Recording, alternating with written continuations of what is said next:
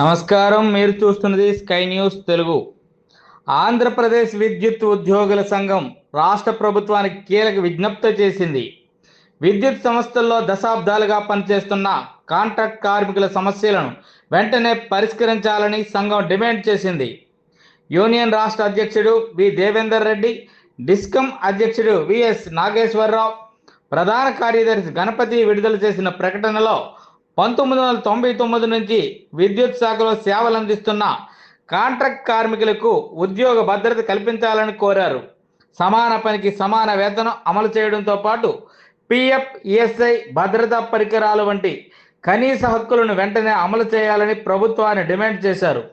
విద్యుత్ సరఫరాలో కీలక పాత్ర పోషిస్తున్న కాంట్రాక్ట్ ఉద్యోగులు ఇప్పటికే అనేక ఇబ్బందులు ఎదుర్కొంటున్నారని యూనియన్ నాయకులు ఆవేదన వ్యక్తం చేశారు.